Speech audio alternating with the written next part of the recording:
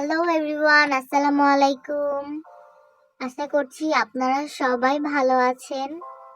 আমি চলে এসেছি আজকে আরো একটি নতুন কেক ডেকোরেশনের ভিডিও নিয়ে, যে কেকটা আমার জন্য খুবই স্পেশাল ছিল। এখানে আমি মূলত 1.5 পাউন্ডের অরেঞ্জ ফ্লেভারের কেক তৈরি করেছি।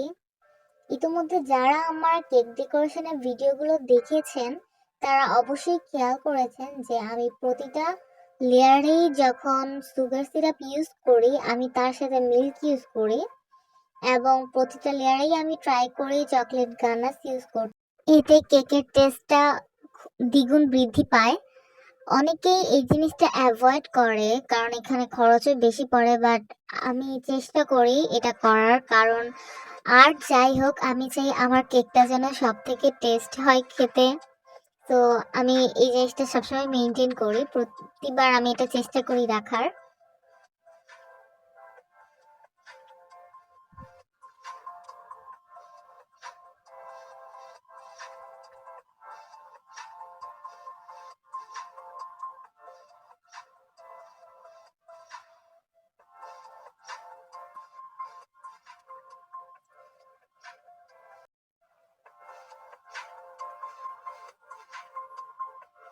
এই কেকটা মূলত ছিল আমার ফ্রেন্ডের ছোট বোনের বার্থডে, তাই আমি চেষ্টা করেছি ছোট বোনের জন্য খুব সুন্দর করে এই কেকটাকে সাজিয়ে দেওয়ার জন্য, এবং সেটাকে খুব পছন্দ করেছে আলহামদুলিল্লাহ।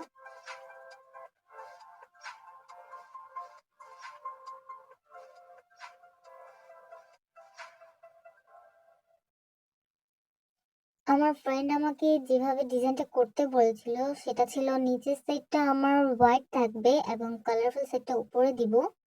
ফুল অরেঞ্জ করব না এবং ফুল হালকাও থাকবে না, যেভাবে করলে সুন্দর হয় সেভাবে যেন আমি সাজিয়ে দিতে পারি।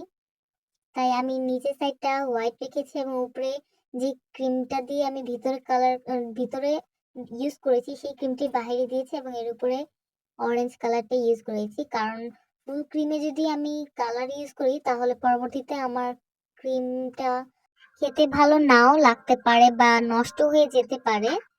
তো এরপর আমি উপরে কতগুলো সুইটস বল দিয়ে দিয়েছি এবং বাটারফ্লাই ইউজ করেছি, যেভাবে তার পিকটায় দেওয়া ছিল সে পিকটার অনুযায়ী আমি এখানে বাটারফ্লাই ইউজ করেছি। পরবর্তীতে তাকে ছবি দেখানোর পর সে আমাকে বাটারফ্লাই গুলোকে আবার কাস্টমাইজ করিয়েছে যে কিভাবে দিলে সুন্দর লাগবে।